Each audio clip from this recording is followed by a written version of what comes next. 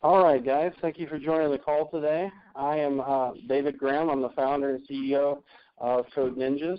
I appreciate you joining us today. I know your time is valuable, and you take your time out of your day to join us on these calls week after week.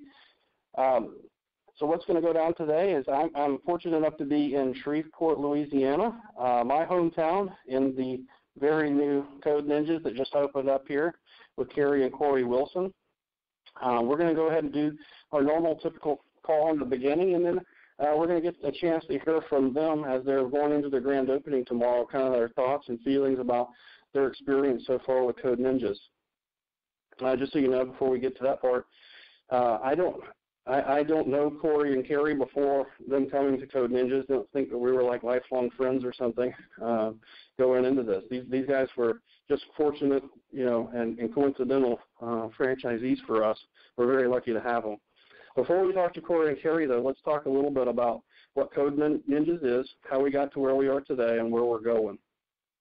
Code Ninjas started from an idea that I had whenever I was sitting in a dojo with my kids doing Taekwondo, actually. We were already doing a school teaching adults how to code, and it took 9 weeks. And I just kind of paralleled the 9 adults of the dojo that I was sitting in with the 9 weeks of the coding school that we were already teaching, and that was kind of like the original formation of the idea in my head. Later on, years later, my son asked me how he could get started in programming because he wanted to be a video game programmer, and I just said, let's look and see what's out there.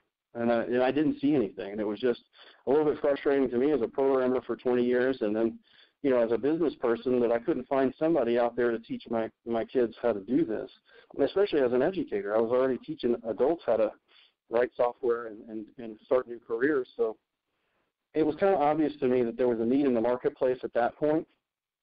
And then the next question was, how are we going to do it? And from the beginning, I think, me and Bert and Nick, we sat around and we talked about what's the best way to be the biggest, 800-pound gorilla on the block as quick as we can with the capital that we have to start the company. And franchising lent itself to that very well. We had a franchising history. Nick and I rebuilt the global infrastructure for a large franchise, so we knew how the ins and outs of that business ran, and we were fortunate to see kind of the intricacies of how franchising worked. But when we were doing that, we also learned really quickly that, the culture of that organization and the power of that organization really came in their systems and processes, and how they really dedicated themselves to being a franchisee support organization. And so we wanted to duplicate that early. So when we started, we started working on Code Ninja University. We started planning videos. We started, everything that we could think, finding vineyards, everything that we could think of that was going to support and help our franchisees to make it systemically duplicatable. That's what we did. We wanted to make sure that everybody could come in as much as humanly possible and have just not a cookie cutter, you can put your own spin on it, but just, have everything you needed at least readily available. Then we said, another thing that I didn't like as a franchisee, I'd been a franchisee before, was I never knew who to contact. Who's my point of contact at the franchise to get help? And so we made sure we brought in support resources to be direct points of contact. If you ever need anything, they may not know the answer, but they're going to find the answer for you. And so we did that. And so we put this amazing team together with an amazing product that was built from the ground up to be a franchise and a franchisee support infrastructure. And then, the timing was right. So I think that's the secret to our success. It's not magic. We didn't, we're not doing anything super, super new in the business world. When you put together the right team, the right product, and the right time, you almost always win. So that's kind of how we got to where we are. And it's been a success story. We have 120 franchise centers sold to 57 franchisees, I believe. If you're on this call week after week, you've heard that number go up. That's been about 10 months or so. We've sold just a lot of units. And now we're supporting those franchisees through the process. And you'll hear a little bit later from Carrie and Corey what that support looks like, how they felt through their process as one of the first people getting open and like having a beautiful center that I'm lucky to be here today at. But I do want to talk a little bit about what they're going to be teaching here in the center, and that is our three main sources of revenue. We have a drop-in program. That's the only required program for Code Ninjas. Drop-in works like this. You're open from 3 to 7, roughly. Your hours can vary if your state or local area needs different hours. But 3 to 7, parents can drop in their kid for an hour 2 times a week. So that's 1 hour 2 times a week or 2 hours a week, whichever you choose. That's a monthly price. In Pearland, we charge $225 a month for that. You're able to charge anywhere from $150 up to $999 if you want to. So we give you a range to put that in. But what happens there is the kids come in, they sit down, they're using their material in a book that they open up and they go online. The white belt is done in Scratch because there's something they're familiar with. And then after that, they'll be working in the GDP, which is our customized, custom-built for Code Ninjas game development platform. But every single day they come, they're going to be building a video game. They're going to be enjoying their time here. So the first part of our mantra is the kids have fun, and they're going to learn something along the process. So the second part is the parents see results. I think Carrie's going to tell you a little story about one of her students and how their dad had a remarkable experience in seeing the results of the kid enjoying their time here a little bit later. So you'll really get a feel for how that works. And I think, and Carrie can correct me, but I think when I say this, at this point in your stage of this process, it sounds like a pitch. And I don't know how to say it any other way, but it's not a pitch. The kids that come to us, the parents that come to us, they say all the time, the number one thing I wish could happen is I wish my kid could come more often. And that means we're hitting a sweet spot between what the kids want to do and what the parents think they need to do. And that's the drop-in program really hits them and sets it up where it's almost hard for them to say no. Because they come in whenever they want to. It's not like a scheduled time. Everybody's like a glorified taxi service for their kids these days. We wanted to make sure they could come in whenever it's convenient for them, and that's how the drop-in works. So it's all self-paced. They go through at their own pace. If it takes them 3 years, it takes them 3 years to go through the program. If it takes them 4, it takes them 4. But the kids have fun the whole time. The next way you make money in a Code Ninja Center, if you choose to, is the after-school program. The after-school program uses the same year-round curriculum as the drop-in program, except you pick the kids up from school, bring them back to your facility.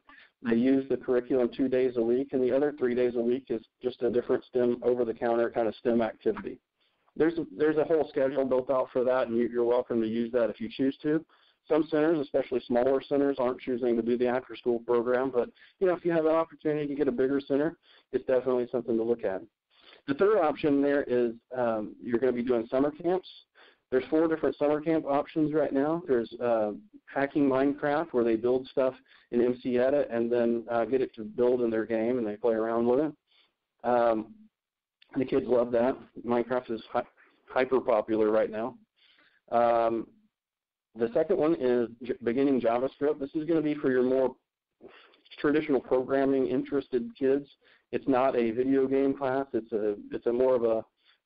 not a deep dive, but it's more of a academic dive into JavaScript.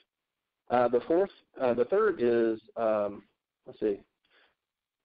Well, we got the coding drones is another one that we have in there. And then the fourth one, where they'll build drones and they fly around. There's like 40 of them flying around in the classroom at a time. It's chaotic fun, a little bit of herding cats in that one. The fourth one is the Game Developers Club, where they'll build another game, a different game every single day of the week. And that's actually our most popular camp, believe it or not. They come in, they build a different game every single day of the week. So we've given you a lot of opportunities. Those are actually optional, but I think you'd be crazy enough to host them in your center during the summertime. We had hundreds of kids come through our program in the summer camps last year. The way that summer camps are paid for, it's a week at a time. So that's a Monday through Friday. It's a half day, which would be 8 to 12, or 8 to 4 for a full day. It's not like you're running 2 different classrooms. That's just the afternoon is used for kind of free imagination time. They can build games. They can do whatever they want to do in a STEM-based environment, but it just gives parents time to pick them up. So that's the 3 main ways that we make money in our centers. And it's been super successful. I can't speak to the exact numbers for the pre-sale, but they're blowing our Pearland offices record out of the park. I mean, they're just all of the people who are pre-selling right now are doing very well. And so that means that we're consistent across the country. The demand is consistent everywhere we've been so far. So without further ado, I do want to get over to Carrie and Corey. They've been sitting patiently. They've heard that story quite a few times, I'm sure. So, hey, how you doing today, guys? Fantastic. Hi, hello. So, Carrie, Corey, I just want to talk to you briefly about your experience so far with Code Ninjas. I know you have a few things you would like to say, so go ahead.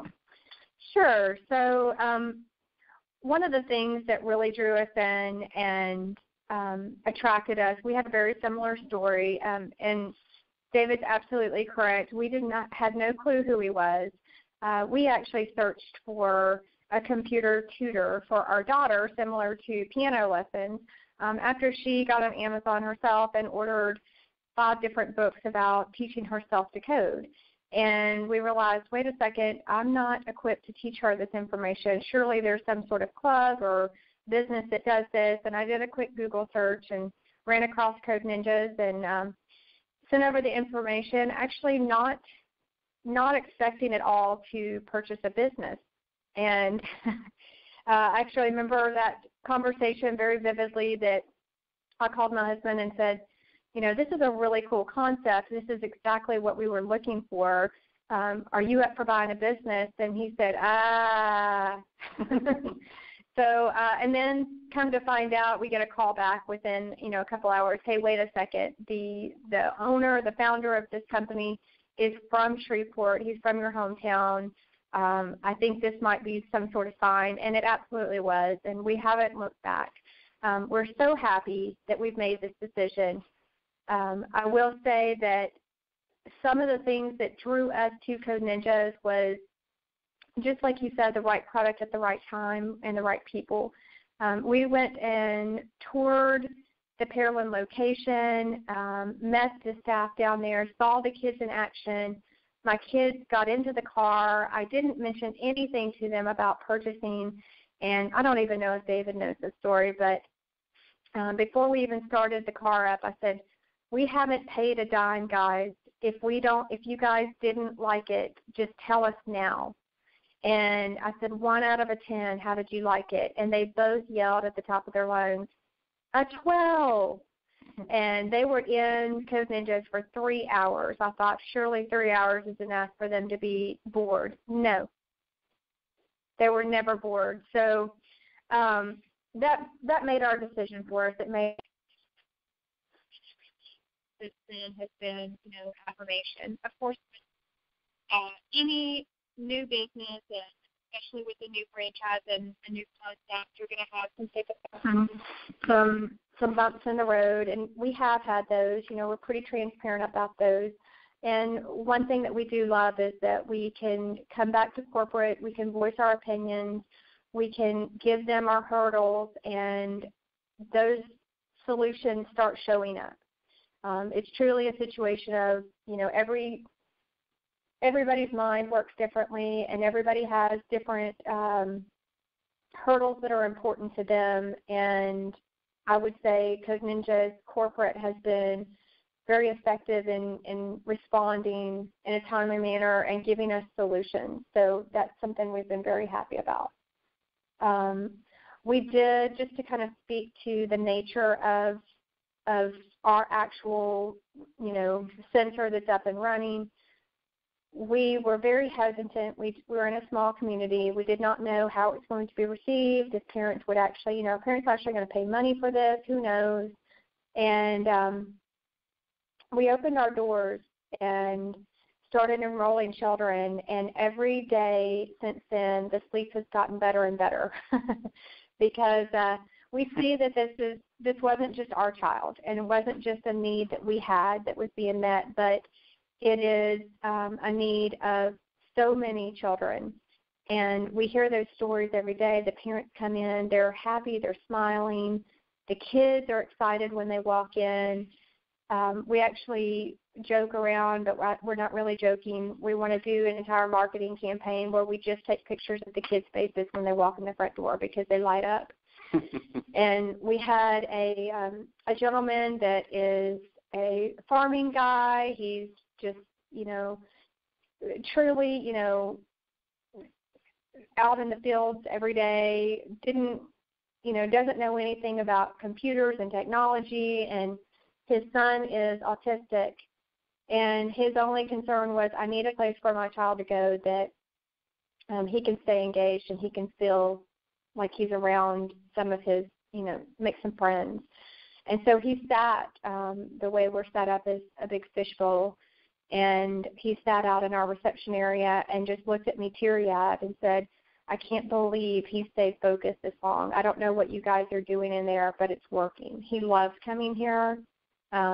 His brother loves coming here, and I could sit here all day and watch him.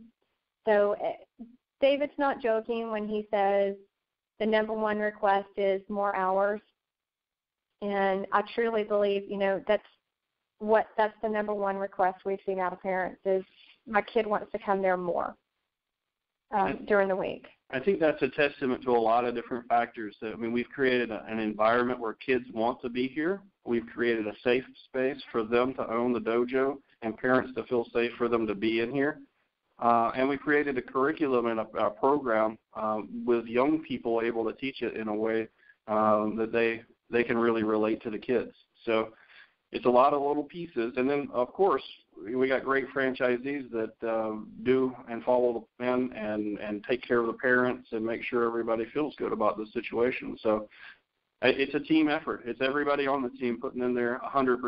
It's not a 50-50. It's everybody doing 100. And I think that's the byproduct of what we've been seeing here. Corey, did you want to add it? Yeah, what I would say from day one is that looking at the business model, I wanted it to be easy. I didn't want there to be, if we were going to get into business, I wasn't looking to get a fast food restaurant or anything that was going to require a whole lot of effort on our part or a whole lot of investment. And Carrie and I have full-time jobs, and we plan to keep them. And so what we found out is that there's not a lot of overhead. As you find the right spot that's got the right rent, and then you find the kids either in high school or college that want to be there and love kids, and they really don't cost a lot of money either. So that, if you've got the laptops or people bring their own laptops in, that's just really what interests me is that it's not that difficult to run. And then moving way fast forward into today, I would say that the support is another thing I was very, very focused on is that are the people going to be there to when we hit any kind of hurdle, they're going to be able to help us out. And the guys in Pearland, I can't say guy, but Shauna is the one that's really done such an awesome job. But there are a lot of people out there that have a focus. There's a person in charge of technology. There's a person in charge of compliance. Everybody has their role, and they all do a fantastic job. So that's the good thing that people probably would be worried about is once they sign up, what happens? And they have a really good plan to keep you on track because once we found our lease and we got everything laid out in our building, man, it got constructed really fast and the kids started showing up really fast. So that's very important to get that revenue coming in soon. And gosh, here we are today, and it feels like just a few months ago that we even thought about doing this. So it can happen fast. Yeah, and I appreciate you guys kind of giving your storyline there. It wasn't without its bumps in the road, but I think we pride ourselves in a support infrastructure as if something comes up, when it comes up, frankly. Things come up in every business. But when it comes up, how do we handle it? Do we jump on it? We don't let things just get brushed under the rug. We make sure we take care of our people. And I think that's what you heard from them just now, and that's what we strive for. So I'm glad that our guys are executing in that manner.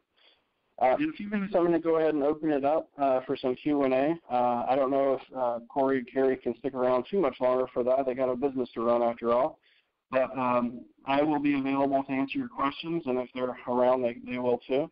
The way you raise your hand virtually is just hit *6 on the phone. *6 will put yourself in a queue. As soon as you hear the Q&A message,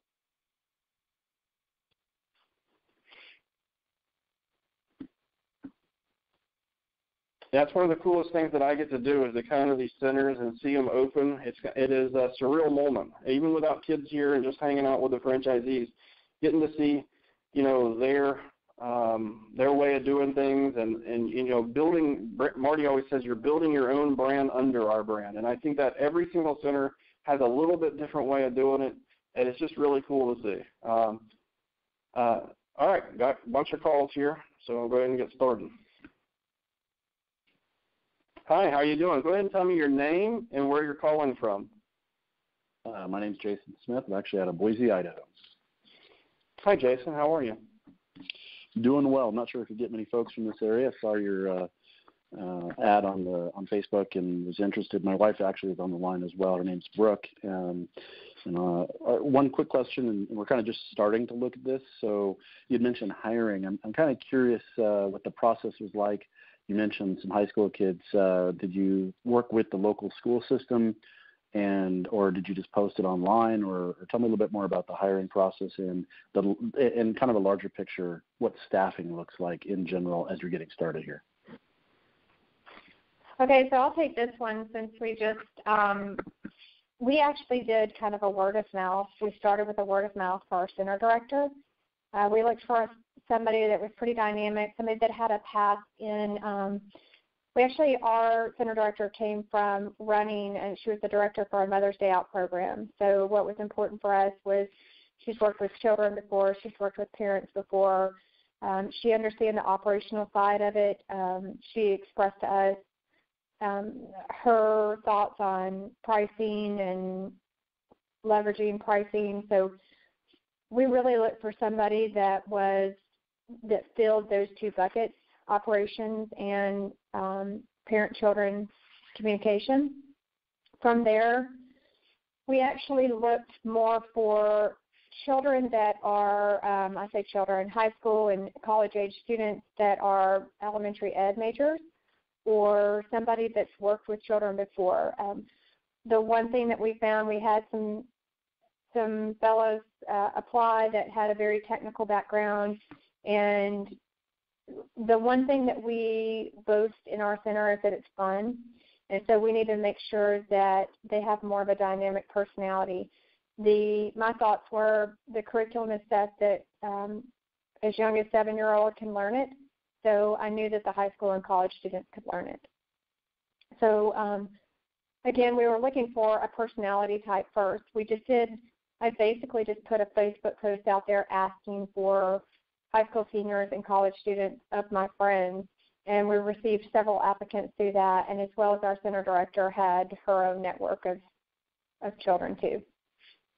Yeah, and if I could just follow up on that a little bit, we actually reached out to the teachers in the local area and asked who are your guys that I would have hung out with in high school, my nerdy brothers and sisters. We picked up the robotics team. We picked up some math chess club. We picked up some undergrads that were doing computer science. So we had a good mix. Most of ours are senior AP students that are in high school about to go into college. So and what we're doing now is anybody that joins their little club, like their robotics team or whatever, on the junior class, we bring them in and we start them, a few hours a week, and they love it because it's extra $30 a week in their pocket or something. But we're growing our bench, right? We're growing them into a leadership position, and they see that too.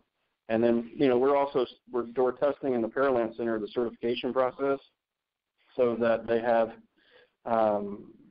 like white, yellow, orange, green certifications as they move up through the ranks, and we give them a little bit more money each time. So kind of cool, and they get to see that too. Does that answer your question? Yeah, that's great. And as a follow-up question, I'm curious, David, that you might be able to speak to this. I mean, Carrie, as far as growing, what do you see as the biggest challenge for scaling? What have you seen, David, as a challenge for scaling your franchise? You mean the franchise as a whole? Well, I mean, like I'm looking at it as an individual. If I were to open one location and then multiple locations after that, is it capital for investing? Is it Sure. Hiring? What do you see as the biggest challenge for scaling? So if you're trying to be sorry, I didn't mean to cut you off there. If you're trying to be a multi-unit franchisee, I think the biggest thing is going to be capital. If you come with the money in cash, I mean, that makes things a lot easier, but getting the next loan is always a little bit tricky. The multi-unit people that we've seen typically have the cash kind of coming in. They already have the money rounded up, but we do have some people that are relying on the success of their first one to prove the second one's viability and stuff. We have to make sure that our schedule, with your opening schedule, is proper to do that, though, if that's your plan.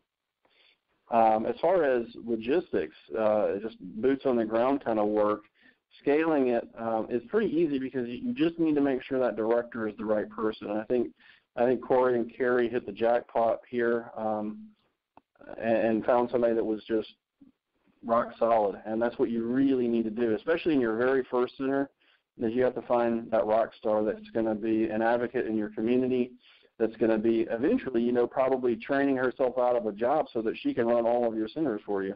I mean, that would be, an ideal kind of situation for some true scalability. If you wanted to go national and multi-city and that kind of stuff, you need to grow a team. Great. Thank you very much. Yeah, no problem. All right. Hi, how are you doing? Hey, great. My name is John. I'm from Richmond, Virginia. Hi, John. Hey, great. Listen, a couple of questions I just want to throw out there. If you could you tell us how you set up your territory fees for your franchisees? And, like, if you do a single or a multi-unit franchise, what sort of territory protections are you providing for those owners? Yeah, I hear you. So we're a royalty-based franchise. What that means is we don't have an incentive to stack you guys on top of each other, because we really get to make more as a franchise if we go in wider breadth, right? If we cover more area, not overlap our circles, so to speak. The way we do it is it's going to be anywhere from 2 to 3 miles, depending on some different demographic key demographics. What you'll see is in someplace like Long Island or New Jersey or something where it's highly densely populated, it'll be more like a 2-mile radius around your intersection. And then if it's in the middle of just a very sparsely dense populated, it may be more closer to 3 miles. And we just make sure that it makes sense that your viability and your success at your center is our ultimate goal. We don't measure anymore if you're not successful, so we have a vested interest in making sure you are. And so that's kind of how we do the territories. And if you have any detailed questions about a specific territory, I definitely want you to reach out to Marty and Jeff. They're the best franchise development people in the industry. They're going to take good care of you and find the exact spot for you. The second question there is how much it costs. Until our new FDD comes out, which is the end of March, the 1st of April is when the new FDD comes out. Until that time, we're still at the $20,000 per unit. If you want multiple units, it's still $20,000 up to the fourth. And when you hit the fourth unit, it drops something down to $18,500 for the multi-units. So let me rephrase all that. If you get 1 to 3 units, it's $20,000 per unit. If you get 4 or more, it becomes $18,500 per unit. And you pay for the first unit all up front. Your future opening units until April, you will have the opportunity to pay half of whatever your franchise fee for those are. After April, we're changing all of that and to some undisclosed amounts, but suffice it to say, with our success and our growth rate, those rates are going up significantly. Does that answer your question? It does, thank you. And how about as far as the royalty fee beyond startup costs? Sure. Our royalty and fees are all listed in the FDD. The royalty is 6%, and there's a $110 a month email and hosting fee, and you'll, of course, pay your own transaction fees on credit card processing, and we have a technology fee of 2% as well. So all of that adds up to roughly 11.5%, I think. There's some optional fees in there, an optional ad fund for the first year, an optional co-op fee if you want to work with the franchisees in your area. Just 11.5% sounds like a lot, but if you consider that takes care of your credit card processing fees and quite a few other your technology challenges, and it comes with everything you need to run your business, I think you'll see that stacks up pretty nicely against anybody else in the industry. Can you tell me just a little bit about your average size building facility, your footprint, like square footage? Yeah, so what we're seeing is that most people come in the 1,800 to 2,200 square foot range. I will say that Kerry and Corey, we're sitting in 1,600 square feet that looks like 2,200. They did a fantastic job of laying this space out and just used every square inch. And I think they would go back to their design team over at Wadsworth, who is our preferred vendor, and give them some thanks for really utilizing what existed here already. And I think you guys actually had to gut it out, but they just use every inch. They don't let you waste anything. They want to make sure that you're going to put chairs in there, and that's the name of the game. So the center looks great. So you can do it as, in the FDD it says as low as 1,200, and we have somebody opening in Denver area that's opening a 1,200 square foot center. It's tiny, but that's what they wanted to do. Space is at a premium over there. Now on the upper end, we wouldn't, we have one person opening a 3,800 square foot center. It is enormous. That's probably the biggest you'd want to do right now. I mean, we just don't see a need for that big, any bigger than that. They got an amazing deal on their real estate is the only reason they did that. But so okay, so 18 to 2,200 square feet is what we're seeing on average right now. Great, thank you. So with the game development programs and Scratch and such, what's kind of your target grade level or age child you're kind of looking for? Yeah, that's a great question. So we're looking at kids from 7 to 14 years old. Our sweet spot, most of our kids come in are going to be 8 to 12 in that general range. Can I just add in here too? We actually have 3. Well, our daughter's 13, and we have 3 14-year-olds, and that question gets asked to us a lot. Is it they can only go up to 14, and I tell them no, they need to start at 14. We're not kicking anybody out. Yeah. But I would say, so my concern was the 14-year-old sitting in the room with the 7-year-old, not a problem. The 14-year-olds come in, they sit down, they're hyper-focused. They're here for a reason. And they're making an example. And guess what? After they turn 15, 16, whatever your state allows, they just became a sensei. Yeah. You're going to turn them into a new brand advocate for you. Yeah, I had the same concern about the ages too, but and the 14-year-olds are really, we have ours, it's not set up this way right now, but typically we have our dojo set up to where we have one little set of tables, and the older kids gravitate towards that set of tables and sit and work together, so they collaborate with each other. Right, thanks. So what are your operating hours? In Pearland, our office hours are 10 to 7 every day. So our manager or director, as we call them directors, she's there every day, Monday through Friday from 10 to 7, because she's got to do cleaning, she's setting up tours, she's making phone calls, sending emails. I mean, I think Corey here can tell you that's a full-time job. It sounds like, oh, you're only going to have kids there from 3 to 7 every day. No, you have a full-time gig. It's every day. And you want your center to be successful, so you want to just hit those leads as hard as you can. And then kids can come in the drop-in program from 3 to 7, and we just recently had enough popularity in Pearland to open up a 10 to 2 on Saturday. Yeah. On Saturdays? Yeah. What's your hours here, Gary? We're the same. We're 10 to 7, and we actually considered changing it to 12 to 7, and our center director said, actually, I need to be here a little bit earlier. I really found that the sweet spot for calling leads back was between 10 and 12. And she said, it's my downtime. I get a lot of things done before the senseis will come in, and like around 2 o'clock. Sometimes as early as 1 o'clock, depending on their schedules, to continue doing training and continue working through the curriculum, working on the robotics on their own, and just being prepared for the kids before they're here. Does that answer your question there? I got quite a few other in the queue here. I'm going to have to move on. Sorry. Yes, it does. Thank you so much. Appreciate it. All right, buddy. All right, let's see here. Hello, how are you doing? Hi, good morning. This is Naveen from New Jersey. Hi, Naveen. I've got a couple of questions. Hi. Well, we had a call with Jeff already yesterday. Had some questions which are answered. Now, I have a couple more. You touched upon a couple of things like your drop-in students after school and summer camps. So drop-in, you mentioned that a typical fee for a drop-in student is about $225 a month.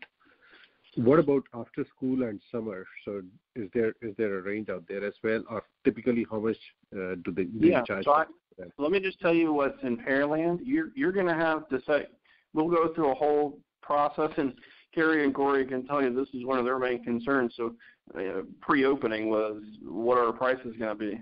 So we went through a lengthy process with these guys to make sure that we really hit a spot that they're comfortable with, that will work in their market. But our prices are $225 for the drop-in.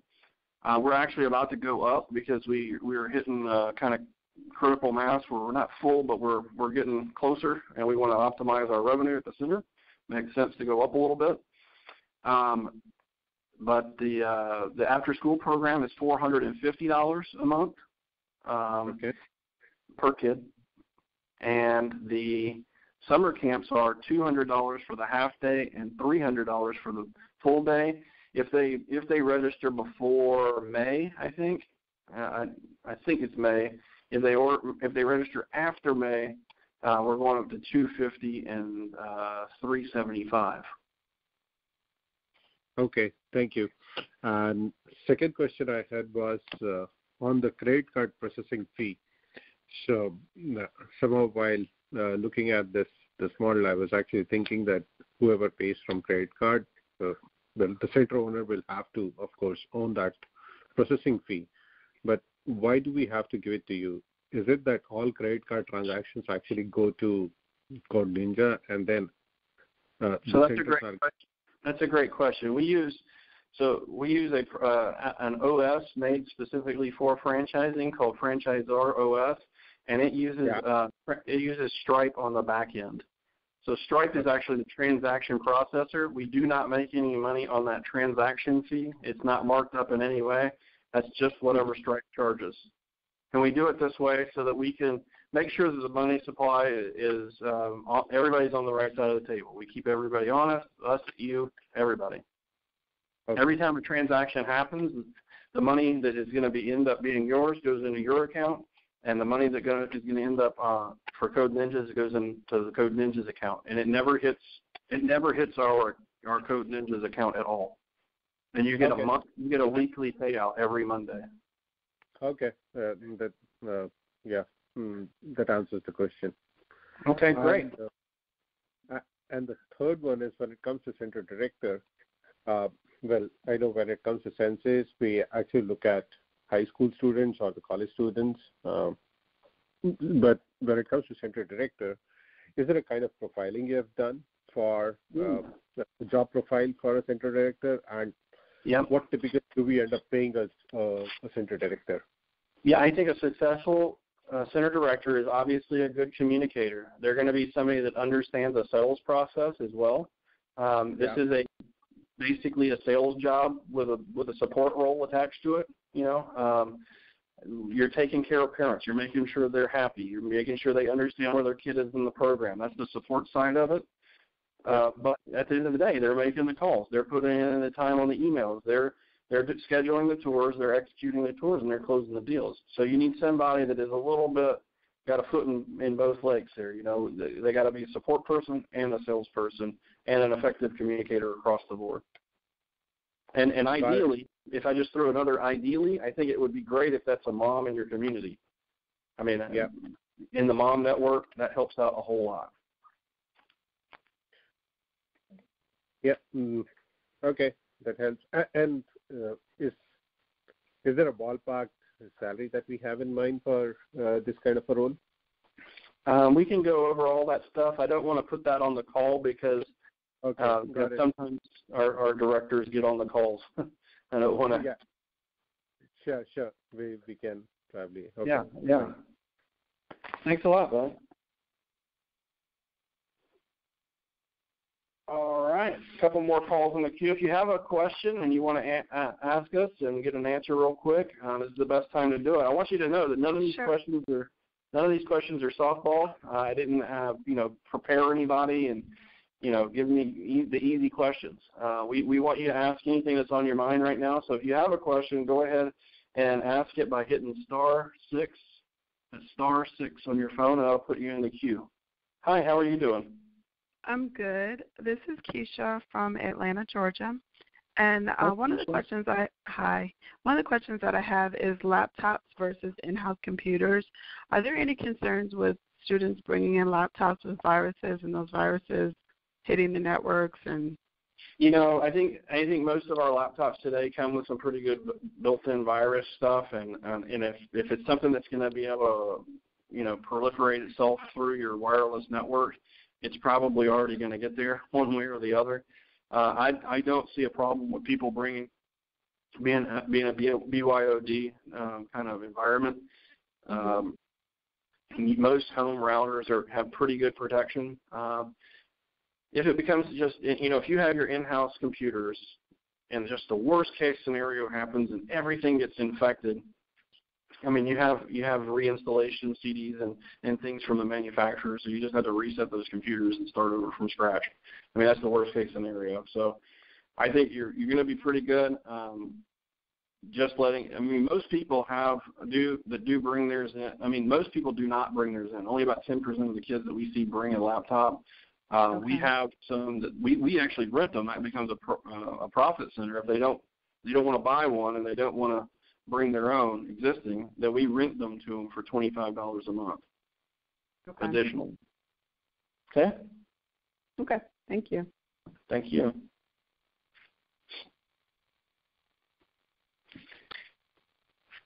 Hi, how are you?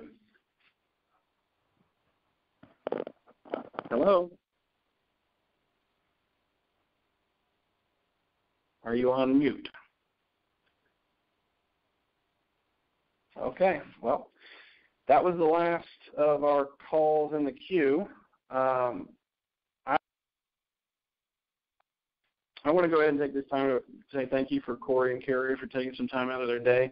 It's crazy busy whenever you're starting your own company, and especially the day before grand opening. Did you guys have anything, parting words that you want to tell the peoples out there? I think that what you stumbled upon is probably not by accident. Again, David did not ask us to say this, but we truly feel that way. Like I said, when we sought this out, we weren't seeking out a business. We were seeking out a solution. And what we came across was a lot of parents that needed the same solution. So for us as parents, it's very heartwarming to do this. This has been very helpful for our community, and we receive a lot of positive feedback for that. So I would encourage you all just to, do what we did, run the numbers, see what makes sense for you guys. And, sometimes it is a leap of faith, but, that's not always a bad thing.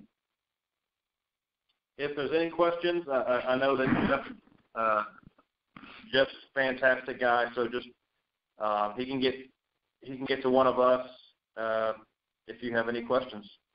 Great, I appreciate that offer. One of the things that's making our organization truly special is the franchisees that have come on board, put their heart and soul and money and time and effort and blood, sweat, and tears and everything into it. I mean, nothing is perfect, and these guys, specifically in this room, have helped us immensely in ironing out some of the early wrinkles, and I really do appreciate that. And as you can see, I think everybody is a brand advocate in our team, and that's because it's easy to believe in something when it's working and it's creating such a positive influence in all these people's lives. And if you want to take those next steps and do become part of this team, we would welcome you to a franchise Discovery Day. The Discovery Day event is where you get to meet the whole team. We answer any holes, fill in any blanks that we can't answer on one of these calls, or that you just may not feel comfortable asking over the phone. I think it makes a difference that you get to shake the hand of the person you're going into business with too. We want to meet you. We want to make sure you're right for the team as well. So it's kind of like our last stopping point before we go and sign docs. You should be about 80% along your path. 80% yes before you come to Discovery Day. And we're just, going through some of the last little dots and crosses on the T's, so to speak. If that's where you are, there are some requirements. You have to be invited to Discovery Day. This isn't just don't just show up. This is a process that we need to go through with you to make sure it's just even viable for you to do. So get with Marty, get with Jeff, and make sure that this is something right for everybody for you to move forward with. Get an invitation to come to Discovery Day. Now, we've already filled up the February Discovery Day, the first one, so we are opening up a second February Discovery Day. I am not sure of that date exactly, so if you don't know, you need to get in on that second one. Get in touch with Marty or Jeff. If you don't have a person to contact, go ahead and reach out to Marty at his email address. That's Marty, M-A-R-T-Y, at codeninjas.com. M-A-R-T-Y at codeninjas.com. He'll get back with you really quickly, and either he or Jeff will get you in the know. So I appreciate your time today. I always want to tell you that your time is valuable, and I know that it is. We respect that you took time out of your day today to come and join us on this call, and I hope we get to work together in the future. Take care, guys.